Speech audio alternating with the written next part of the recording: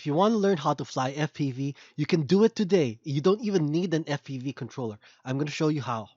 Hi, my name is Mick. And my name's Ted. And if you want to learn FPV in the easiest and simplest way, hit subscribe! The best way to learn FPV is through a simulator. A simulator? That sounds complicated. No, it's actually just as easy to use as a video game. It's like installing a video game on your PC. Oh, okay. Well, what about goggles or an FPV controller? Do I need that? Well, that would be great if you have an FPV controller, but you don't need one. You can get started with almost any controller. What about a PlayStation or Xbox controller, huh? Yeah, you can use a PS4 controller. In fact, we're gonna use one today. Wow, cool! Let's get started.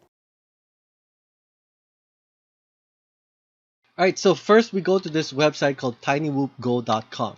Okay, from there you scroll down to the bottom, and then you see the part where you put your name, your address, and your country, and then click on the captcha, and then click on send. Then you're gonna get an email with a link to download this app and an activation code.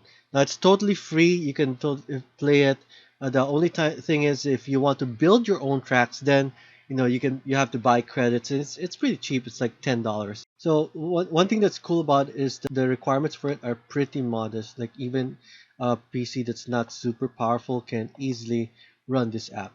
After installing TinyWhoop Go, plug your controller to your PC via USB cable, then launch TinyWhoop Go. So next, we're going to click on Fly Solo. The first thing we need to do is configure the controller. So from here, you're going to type C on your keyboard. Then it's probably going to auto-detect your joystick. So in this case, I'm using PS4 controller. It auto-detected it. Then I'm going to click on that. Then next, click on Configure. Then it's going to tell you to push up on the left stick. So push up on the left stick. Hold it down. Yeah. Now push down on the left stick. Hold it down. Now hold it to the right. Left stick. Left stick, hold to the left. Now right stick, hold to the up. Hold up. Right stick, hold down. Right stick, hold to the right. Right stick, hold to the left. And that's it. Now it's telling you aux. Don't worry about that. Just click on save. And then just click on this checkbox. Now you're ready to start. So press up and then choose the drone by moving left or right. So let's just choose this one. Now we're going to choose a track. So generally it's easier to pick a large space. So we're going to choose, let's say this one, Tiny Whoop Go. We're going to press up on that. And we can choose Whoop Playground. Okay, so we press up. So these are the others. Press up. Don't worry about the Whoop Academy. You're not going to be able to do that yet. So here are the controls. The controls, if you have a DJI drone, it's exactly the same. The difference is that everything is totally manual. So when you move the sticks, nothing's much going to happen because the motor is still off. So to turn on the motor, you press enter. Now the motor's on. Okay, so now with the motor is on, we can start moving. So first thing is throttle. So you just push up to throttle up. And if you let go, it's gonna start sinking down. So you try to find a point where you're kind of just hovering like this, and get used to going up, down, down. When you're used to that, next you can add yaw. So we'll put it in the hover point, and then yaw to the left or right. Yaw means spinning to the left or right. So the left stick, spin to the left. That's yaw to the left, and spin to the right is yaw to the right.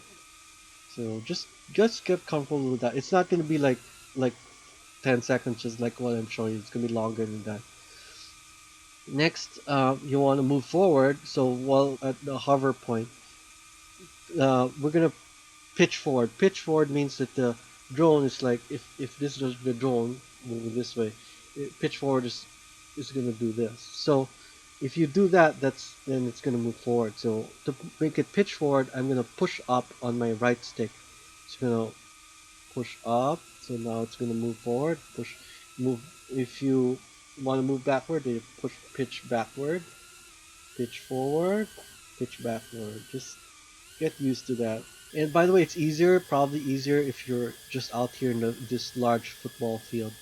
Now, if you want to try roll left or roll right. So roll left means we're gonna kind of like strafe to the left. So I'm pushing left on my right stick. And if you want to roll to the right, you hold right on the right stick. So this is roll to the right, roll to the left. Now this is yaw. This yaw is like you're not actually moving. You're just spinning. So you're changing the direction that the drone is facing. And then roll is actually moving to the left or right. If you want to turn, then you have to move forward and then yaw to the right. And then if you want to turn left, you move forward, pitch forward while yawing to the left. Okay, basically like that. So I mean, those are the absolute bare minimum you need to know to fly a little bit. Don't worry about the obstacle course yet. I mean, it's gonna be a while before you're gonna be able to do that. Oh, space bar brings you back to this spot, and remember you have to turn on your motor again.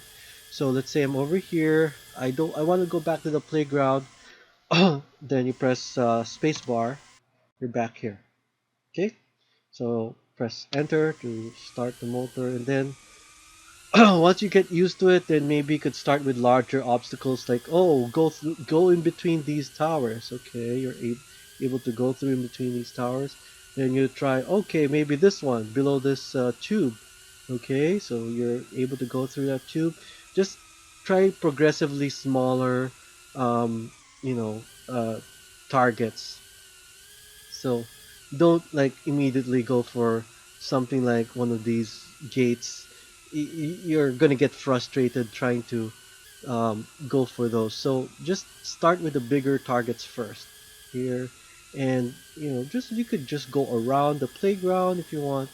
Get used to it. Now, if this is the kind of thing that looks fun to you, then probably you might want to invest in a real FPV controller. A real FPV controller will be easier to control, um, and it's what you're going to be using to control an actual drone.